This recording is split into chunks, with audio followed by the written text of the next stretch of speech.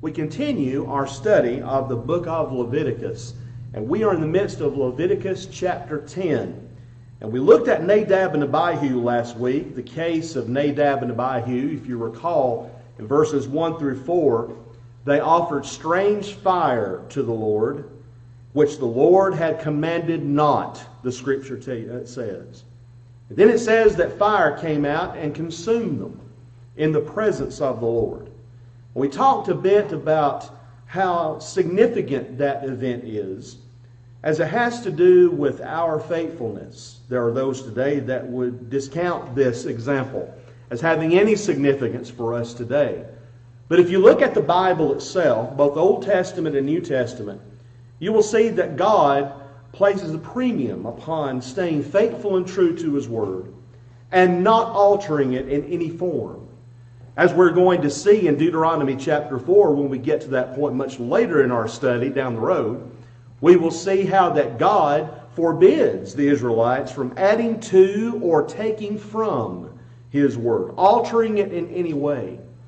We also see in Proverbs chapter 30, verse 6, the same principle enunciated by God through the wise man. And then in the New Testament, we see several instances of where God, through the inspired authors, emphasized this important principle. 1 Corinthians 4:6, for example, in the American Standard Version, which is the more accurate rendering of the passage, the Apostle Paul says not to go beyond what is written. And then 2 John 9 through 11 says that whosoever transgresses and abides not in the doctrine of Christ has not God. That word transgress means to go beyond the doctrine of Christ, to progress beyond the doctrine of Christ.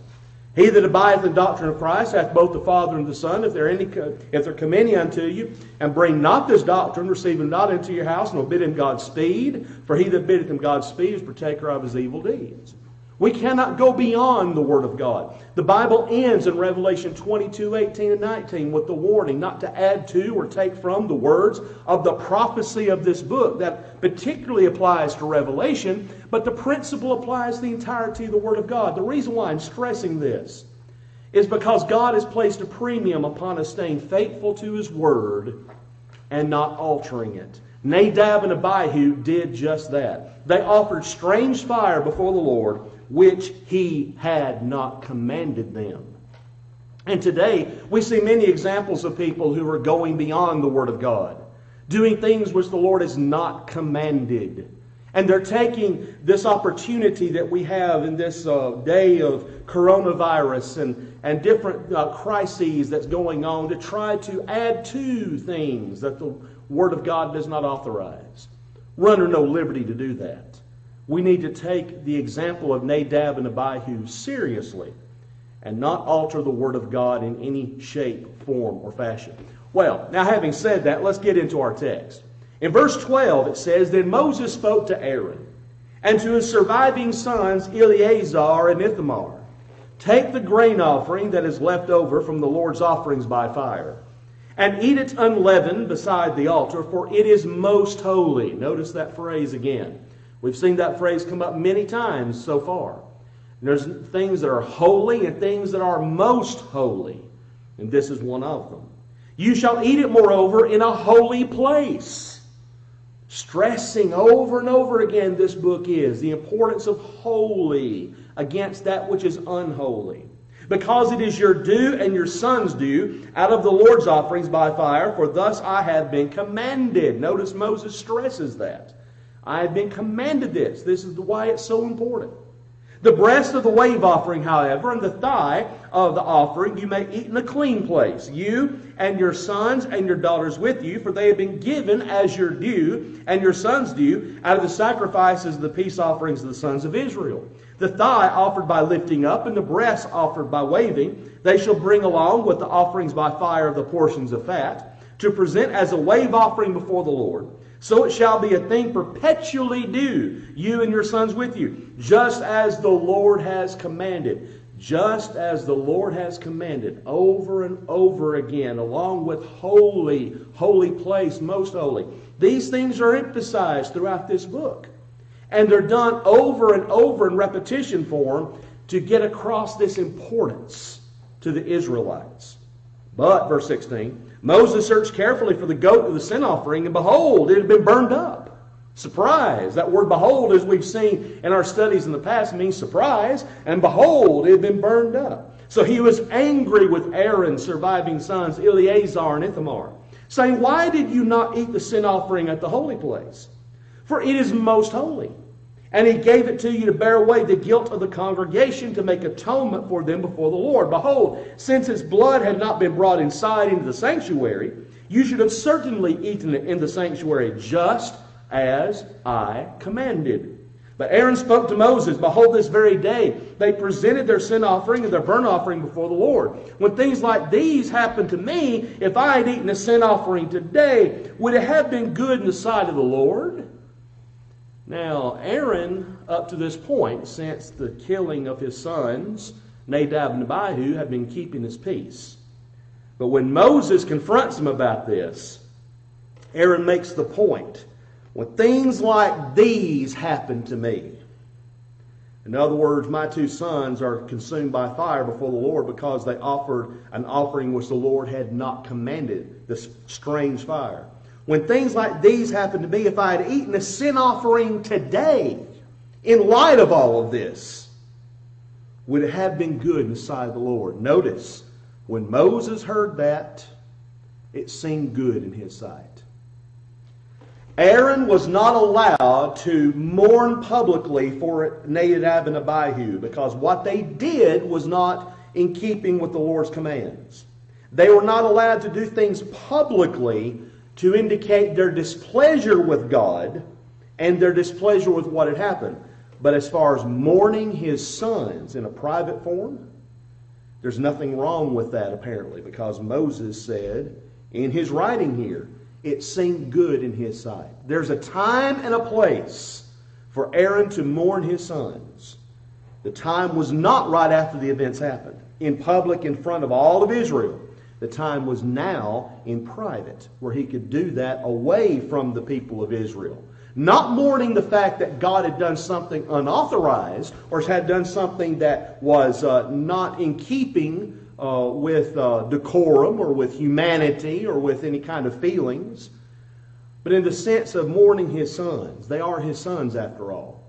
And so that is a very interesting insight as far as Aaron and Moses' compassion toward his brother. But we come to chapter 11, and the scene shifts. The Lord spoke again to Moses and to Aaron. Now Aaron's already mourned his sons, obviously, in private, and now he is back in the mentality and the disposition where he can continue to serve the Lord. Saying to them, speak to the sons of Israel, saying, these are the creatures which you may eat from all the animals that are on the earth. Now, when we think of Jewish dietary laws, this is what we think of when we look at this chapter. Quite often we associate Judaism with what you can eat, what you can't eat. This is partly where it comes from, and it's very interesting, the reasons that are given here. Verse 3, whatever divides a hoof, thus making split hoofs, and chews the cud among the animals, that you may eat. Now that's interesting. Whatever has a split hoof and chews the cud, that means you can eat the meat of a cow or a bull. Nevertheless, verse 4, you are not to eat of these among those which chew the cud, or among those which divide the hoof. There are exceptions. The camel, for though it chews cud, it does not divide the hoof. It is unclean to you. Likewise, the chafin. That word chafin is also rendered rock badger. That's more likely a more accurate rendering of that word, the rock badger. Though it chews cud, it does not divide the hoof. It is unclean to you. The rabbit also, for though it chews cud, it does not divide the hoof. It is unclean to you. Now, in the case of the rock badger and the rabbit, they don't literally chew cud as the cow does. They just work their jaws constantly as if they are chewing cud. It seems as if they're doing that. And the pig, for though it divides the hoof, thus making a split hoof, it does not chew cud. It is unclean to you. So anything from a pig cannot be consumed by an Israelite. That includes bacon. That includes barbecue pork, That includes all that good food that we so much enjoy here in the Deep South. Well, the Israelites could not eat that. It was forbidden. It is unclean. You shall not eat of their flesh nor touch their carcasses. They are unclean to you. So when you fast forward to when the Lord gives the parable of the lost boy, and he shows what happens when that boy gets to the lowest part of his journey, where he is in the pigsty, and he is there with those pigs, and he wants actually to eat the husks of the corn that's being fed to them. He's in the lowest point in his life. And an Israelite that sees that picture in his mind would agree completely with that kind of idea. That he is in a very low point indeed. He's among unclean beasts, unclean animals, right where an Israelite doesn't need to be. Verse 9, he says, these you may eat whatever is in the water. All that have fins and scales, those in the water, in the seas, or in the rivers, you may eat. Anything that has fins and scales.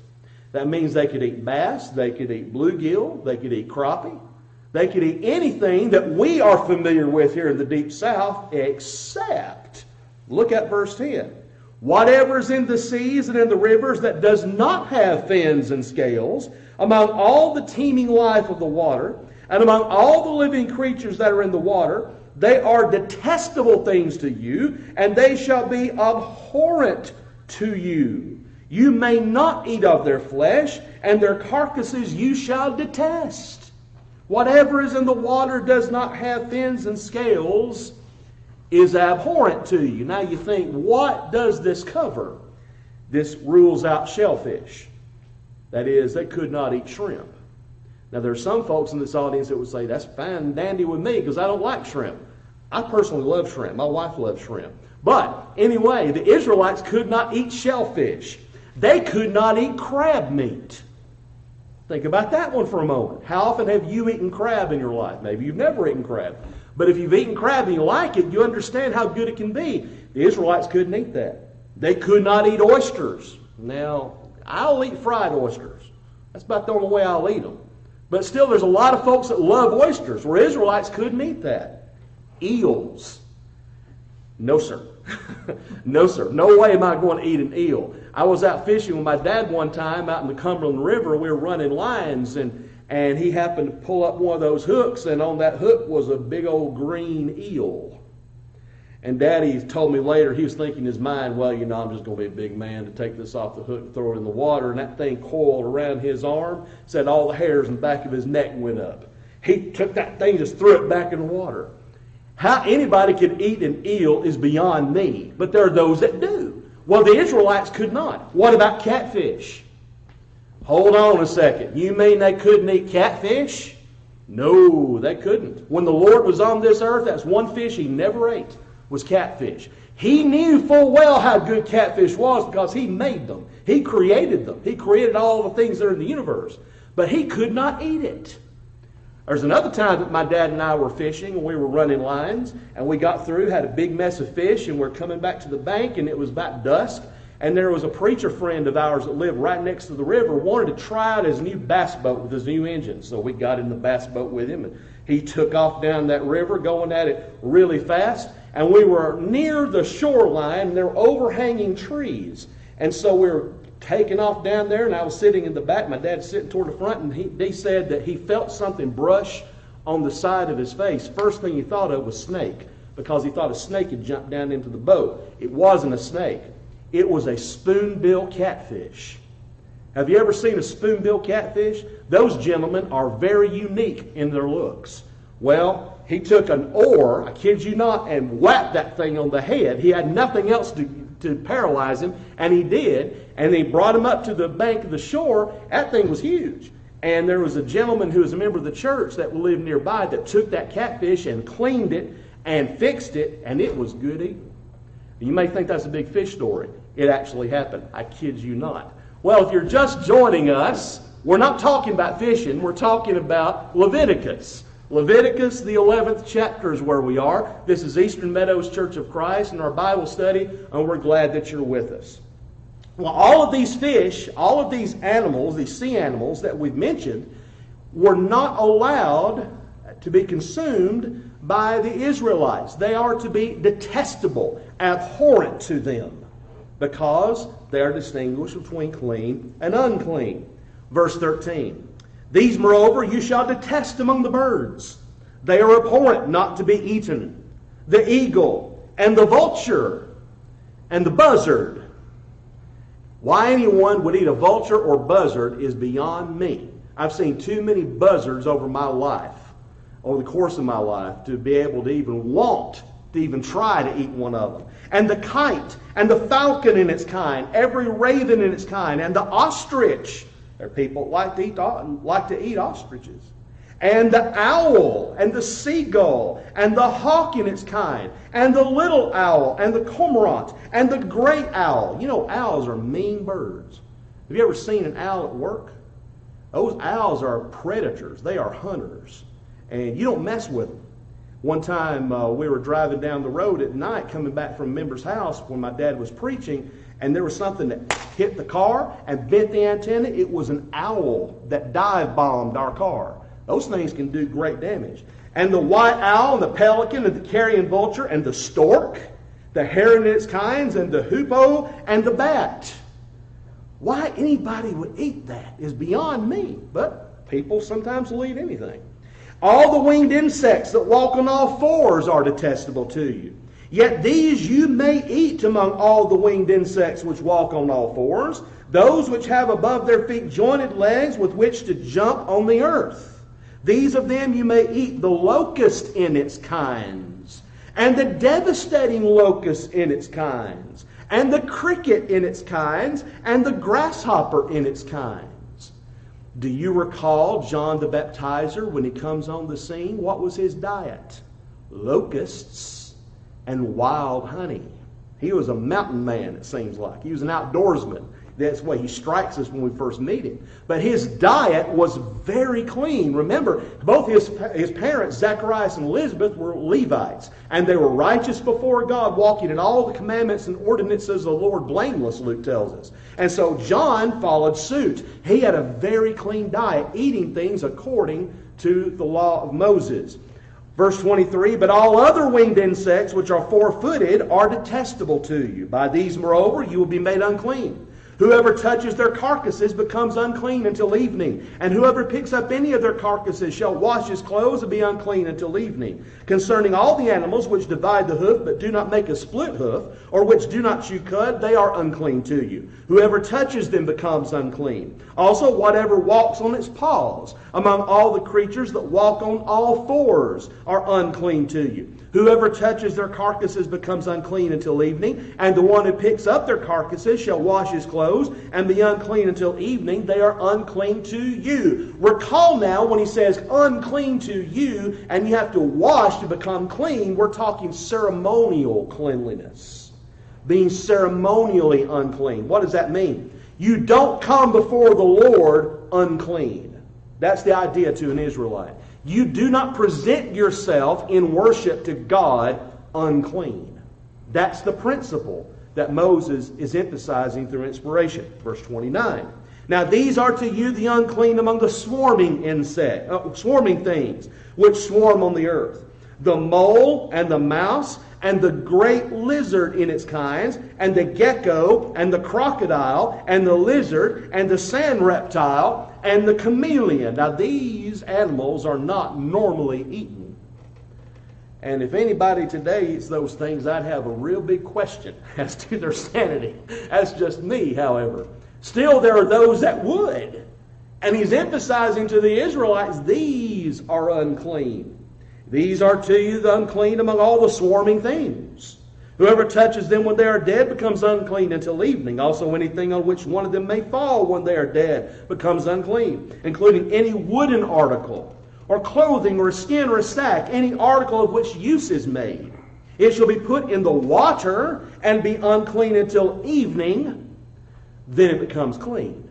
Stressing over and over again this principle of clean and unclean. As for any earthenware vessel into which one of them may fall. Whatever is in it becomes unclean, and you shall break the vessel. There's reasons that have been given for that, given by Moses. Perhaps it's because an earthenware vessel could absorb certain impurities. We're not told explicitly by Moses here. Any of the food which may be eaten, on which water comes, shall become unclean, and any liquid which may be drunk in every vessel shall become unclean. Everything, moreover, on which part of their carcass may fall, becomes unclean. An oven or a stove, that is, a hearth for supporting pots, we could think of it as, shall be smashed. They are unclean and shall continue as unclean to you. Nevertheless, a spring or a cistern collecting water shall be clean, though the one who touches their carcass shall be unclean. If a part of their carcass falls on any seed for sowing which is to be sown, it is clean. Though if water is put on the seed and a part of their carcass falls on it, it is unclean to you. Also, if one of the animals dies, which you have for food, this is an animal that's not slaughtered, is the idea here. The one who touches its carcass becomes unclean until evening. He too who eats some of its carcass shall wash his clothes and be unclean until evening. And the one who picks up its carcass shall wash his clothes and be unclean until evening. Now, he says, every swarming thing that swarms on the earth is detestable, not to be eaten. Whatever crawls on its belly, and whatever walks on all fours, whatever has many feet, in respect to every swarming thing that swarms on the earth. You shall not eat them, for they are detestable.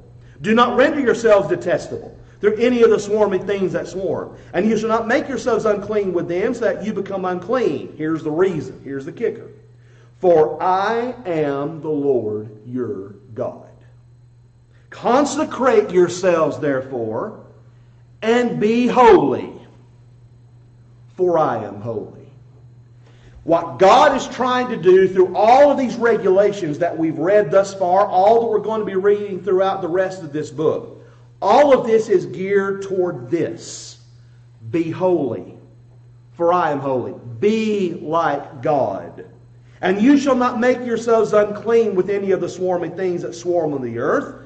Here's the reason. For I am the Lord who brought you up from the land of Egypt to be your God. Thus you shall be holy, for I am holy. For the Israelite that asked the question, the inevitable question, why all these requirements? Why all these restrictions? Why all these differences and distinctions? God answers, I am the Lord your God. That's the reason. I brought you out of Egypt. That's the reason. He's reminding them who was responsible for this. It wasn't Israel's power that brought them up out of Egypt. It wasn't Israel's strength that delivered them from Pharaoh. No, it was God. God's grace and mercy chose them above all the other people. Not because they were better, not because they were stronger, not because they were more numerous, but because He loved them. He had pity on them. He had mercy on them. And He brought them out of Egypt with His mighty hand. Because He did that, He could make these requirements. And be holy, for I am holy. Now, when you look at all of this, we pause right here for just a moment. When you look at all of this thus far that God has required through the pen of Moses and through Moses' declarations to Israel, and you compare it with the pagan nations that are around them, Egypt to the west, and then up to the north and northeast, the Canaanite tribes and all of the Perizzites, Hivites, Jebusites, Girgashites, and the like. When you compare that with what God's requiring here, you immediately see a huge difference. There was a book written many years ago, and I don't know if it's even still in print. Many of you in our audience are familiar with it. None of These Diseases. None of These Diseases was a very popular book when it was first issued. It was kept in print for many years, and I don't know if they've reprinted it or not today. But it's a medical doctor that examines all the requirements that were put on the Israelites by God and talks about it in light of hygiene and talks about it in light of cleanliness, keeping yourself clean from impurities. And he says it makes a lot of sense. And as we go through this, we're going to see even more things that have connection with what we're going through right now in all of this crisis that we're facing in the United States and in the world. So keep all that in mind as we go through the rest of these regulations. Verse 46, this is the law regarding the animal and the bird and every living thing that moves in the waters and everything that swarms on the earth, to make a distinction. Here's the reason again. Between the unclean and the clean, and between the edible creature and the creature which is not to be eaten. The clean and the unclean. Aren't you glad we don't make distinctions between clean and unclean animals? Even though I ain't going to eat some of these animals that he listed on the unclean animals. Even if I can eat them, I won't. But you have your own choice to make, I'm sure. Chapter 12. Chapter 12, the laws of motherhood. Then the Lord spoke to Moses, saying, Speak to the sons of Israel, saying, When a woman gives birth and bears a male child, then she shall be clean for 7 days. As in the days of her menstruation, she shall be unclean. On the 8th day, the flesh of his foreskin shall be circumcised. This circumcision that he mentions here in chapter 12 points back to the circumcision that was regulated in Genesis chapter 17 with Abraham. It was begun with Abraham. Now it's part of the law of Moses. On the 8th day, the flesh of his foreskin shall be circumcised. Verse 4, Then she shall remain in the blood of a purification for 33 days. She shall not touch any consecrated thing, nor enter the sanctuary, until the days of her purification are completed. But if she bears a female child, then she shall be unclean for 2 weeks, as in her menstruation, and she shall remain in the blood of her purification for 66 days. When the days of her purification are completed, for a son or for a daughter, she shall bring to the priest at the doorway of the tent of meeting a 1-year-old lamb for a burnt offering, and a young pigeon or a turtle dove for a sin offering. Now we look at Luke chapter 2, and we see that after Mary gave birth to Jesus, she did exactly this, her and Joseph. Then he shall offer it before the Lord and make atonement for her. And she shall be cleansed from the flow of her blood. This is the law for her who bears a child, whether a male or a female. But if she cannot afford a lamb, here's where it really affects Mary. Then she shall take 2 turtle doves or 2 young pigeons, the one for a burnt offering and the other for a sin offering. And the priest shall make atonement for her, and she will be clean. That tells you that Mary and Joseph were poor. They were not well off by any means. And this is what they did after the birth of Jesus there in Luke 2. We come to chapter 13 and we find the test for leprosy. We think about the law of Moses and we think about the regulations in Leviticus, and we often think not only about the dietary laws, we also think about leprosy. Well, here we go in chapter 13 talking about that. Then the Lord spoke to Moses and Aaron, saying, When a man has on the skin of his body a swelling or a scab or a bright spot, and it becomes an infection or a mark, a stroke is what the Hebrew text actually reads, and so it is throughout the remainder of this chapter. A mark or a stroke is what's the idea. Of leprosy on the skin of his body. This is a generic term that Moses is using. Then he shall be brought to Aaron the priest, or to one of his sons the priest. The priest shall look at the mark on the skin of the body, and if the hair of the infection is turned white, and the infection appears to be deeper than the skin of his body, it is an infection of leprosy. When the priest has looked at him, he shall pronounce him unclean. But if the bright spot is white on the skin of his body, and it does not appear to be deeper than the skin, and the hair on it has not turned white, then the priest shall isolate him who has the infection for 7 days. He shall isolate him. What is that? That's a quarantine.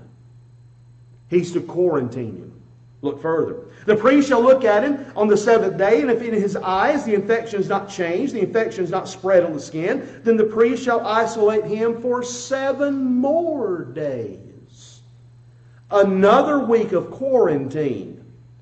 We're all in quarantine today, are we not? Because of the disease that is spreading through the country, and it's good hygienic purposes in doing that. If you're just joining us, we're in the midst of Leviticus chapter 13. And we're talking about these regulations concerning leprosy. And in this, as the quarantine is concerned, it's similar to what we're going through today. In the fact that we're quarantining ourselves, that we not spread that virus and that we not contract that virus. Well, here it is for an individual who demonstrates some kind of mark or stroke on his skin. The priest shall look at him again on the seventh day, verse 6. And if the infection is faded and the mark is not spread on the skin, then the priest shall pronounce him clean. It is only a scab. And he shall wash his clothes and be clean. But if the scab spreads farther on the skin, after he's shown himself to the priest for his cleansing, he shall again appear to the priest. The priest shall look, and if the scab is spread on the skin, then the priest shall pronounce him unclean. It is leprosy.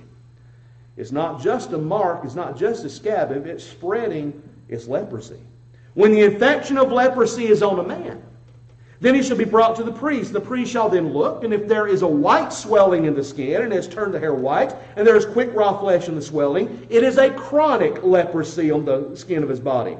And the priest shall pronounce him unclean. He shall not isolate him, for he is unclean. If the leprosy breaks out farther on the skin, and the leprosy covers all the skin of him who has the infection from his head even to his feet, as far as the priest can see, then the priest shall look, and behold, if the leprosy has covered all his body, he shall pronounce him clean who has the infection. It is all turned white, and he is clean. But whenever raw flesh appears on him, he shall be unclean. The priest shall look at the raw flesh, and he shall pronounce him unclean. The raw flesh is unclean. It is leprosy. In other words, in this case, you've got to keep a watch on it to see if it's going to spread further and if it's going to mutate, for lack of a better term. Or if the raw flesh turns again, it's changed to white, then he shall come to the priest, and the priest shall look at him. Behold, if the infection has turned to white, then the priest shall pronounce him clean. Who has the infection, he is clean. He continues. When the body has a boil on its skin, he is healed. Or it is healed. And in the place of the boil there is a white swelling or a reddish white bright spot, then it shall be shown to the priest. And the priest shall look, and behold, if it appears to be lower than the skin, and the hair on it has turned white, and the priest shall pronounce him unclean. Is the infection of leprosy is broken out in the boil. But if the priest looks at it, and behold, there are no white hairs in it, and it is not lower than the skin, and is faded, then the priest shall isolate him, quarantine, for 7 days. And if it spreads farther on the skin, the priest shall pronounce him unclean. It is an infection. But if the bright spot remains in its place and does not spread, it is only the scar of the boil, and the priest shall pronounce him clean. Or if the body sustains in its skin a burn by fire, and the raw flesh of the burn becomes a bright spot, reddish white or white, and the priest shall look at it. And if the hair in the bright spot is turned white and appears to be deeper than the skin, it is leprosy. It is broken out in the burn. Therefore, the priest shall pronounce him unclean. It is an infection of leprosy.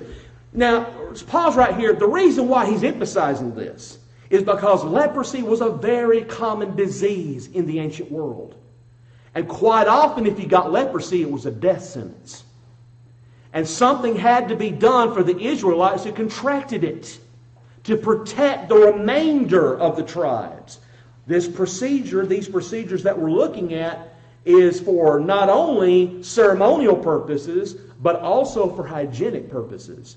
Notice, but if the priest looks at it, and indeed there is no white hair in the bright spot, and it's no deeper than the skin, but it is dim, then the priest shall isolate him, quarantine, for 7 days. And the priest shall look at him on the 7th day. If it spreads farther in his skin, then the priest shall pronounce him unclean. It is an infection of leprosy. But if the bright spot remains in its place and has not spread in the skin, but is dim, it is a swelling from the burn, the priest shall pronounce him clean, for it is only the scar of the burn. Verse 29. Now, if a man or a woman has an infection on the head or the beard, then the priest shall look at the infection. And if it appears to be deeper than the skin, and there is thin yellowish hair in it, then the priest shall pronounce him unclean. It is a scale. It is leprosy of the head or of the beard. Some have suggested this possibly is ringworm, a type of ringworm that's affecting this person.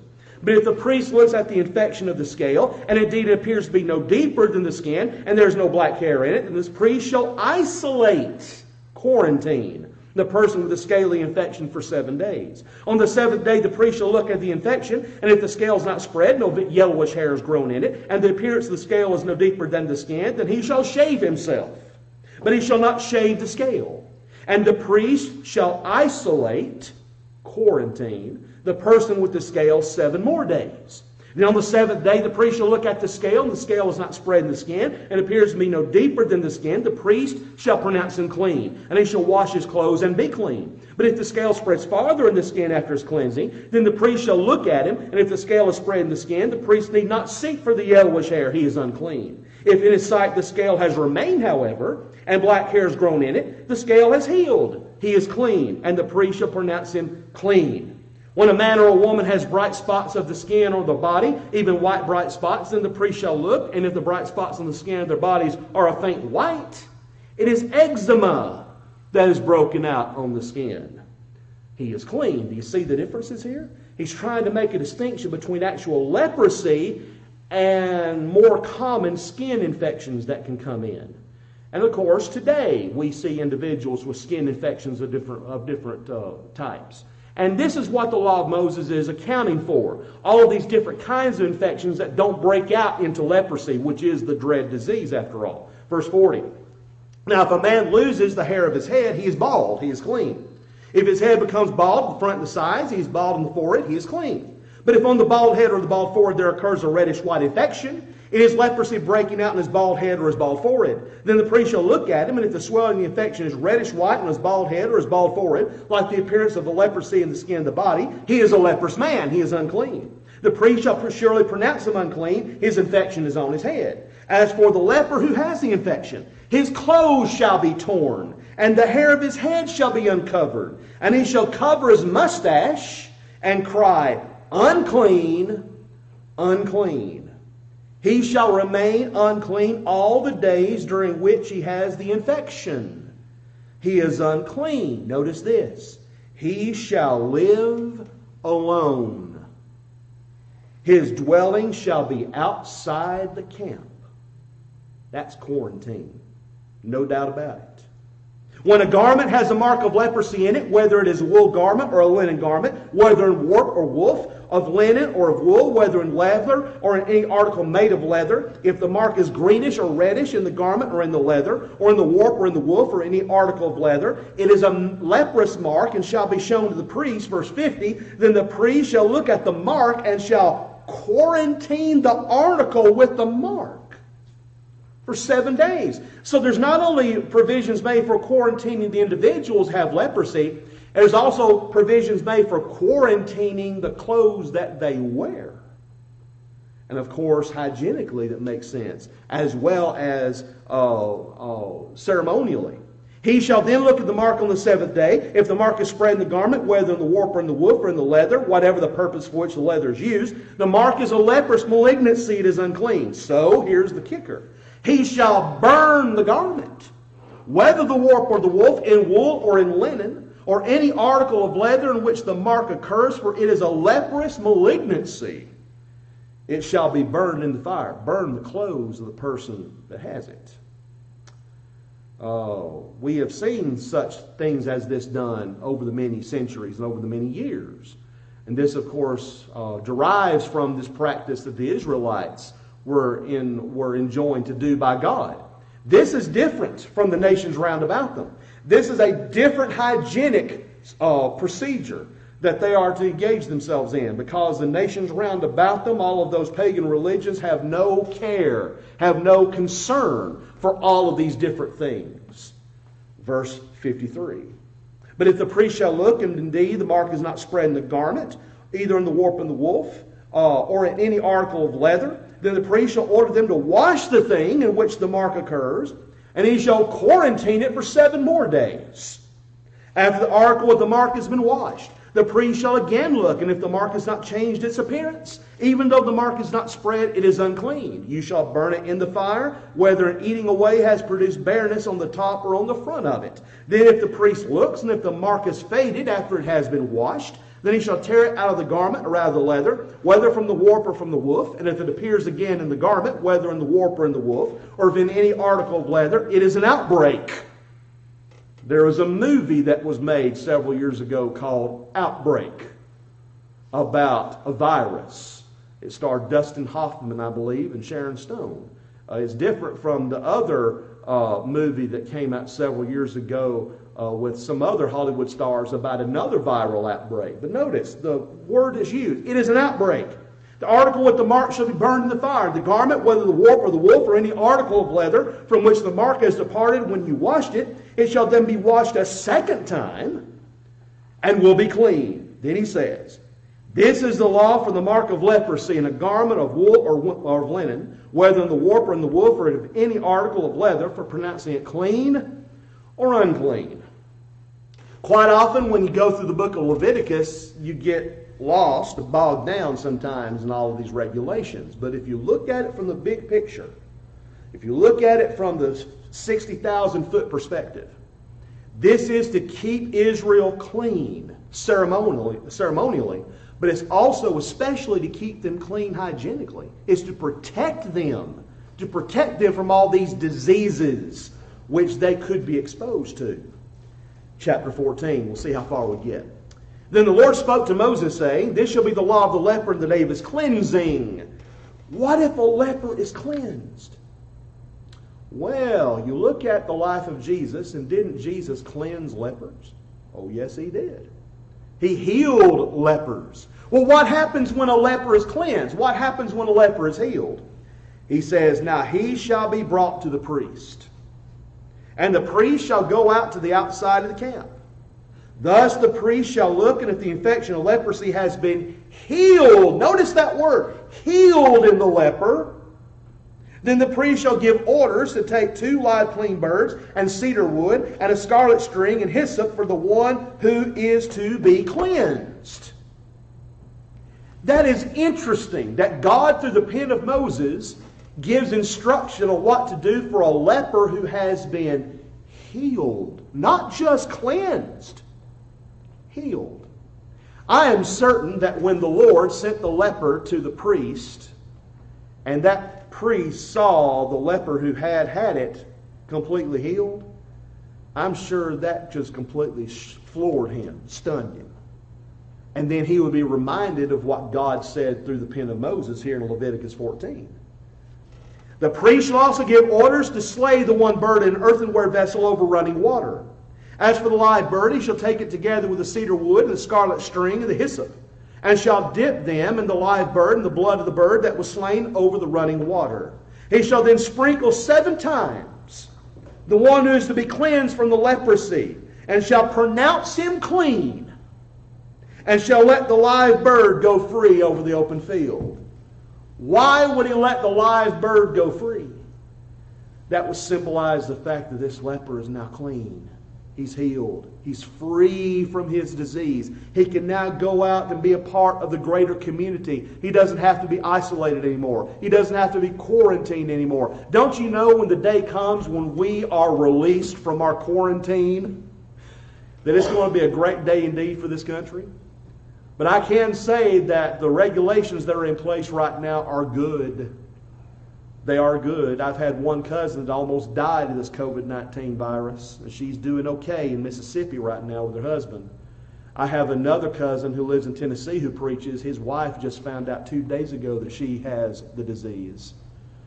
And she said her bed is her best friend right now. She's not as affected as seriously as my other cousin. But still, it's hitting home for my family, my extended family. We're fine. Brenda and I are fine. We don't have it, and our sons don't have it, and their wives don't have it. But there's so many people that we know, so many preachers that I know that have been affected by it. Their congregations have been affected by it. Their brethren have been affected by it. They have been affected by it. And these regulations that are in place are good for us. They're really good for us. To keep ourselves free from this dread disease, to give time for the medical officials to find a cure, to find ways of stopping this thing and preventing it from being this kind of a problem in the future. Aren't you glad that we have people that have enough knowledge and enough ability to take care of these matters? And God knew that Israel had to have provision for these dread diseases that they could come in contact with. And so when this bird is let out to go free, it will be a great day indeed for that leper who had been cleaned. Verse 8, the one to be cleansed shall then wash his clothes and shave off all his hair and bathe in water and be clean. Now afterward he may enter the camp, but he shall stay outside his tent for 7 days. He's quarantined to not go back into his tent. And I'm sure he says, that's fine with me. I don't want to go back in that tent. Been there too long. Well, he's quarantined from that tent for 7 days. It will be on the 7th day that he shall shave off all his hair. He shall shave his head and his beard and his eyebrows, even all his hair. He shall then wash his clothes and bathe his body in water and be clean. Now on the 8th day he is to take 2 male lambs without defect, and a yearling ewe lamb without defect, and 3/10 of an ephah of fine flour mixed with oil for a grain offering, and 1 log of oil. That's a pint of oil. Well, our time is gone, and we're going to have to stop right here at verse 11. So I hope that you will join us once again next week for our Bible study as we enter into Leviticus 14:11.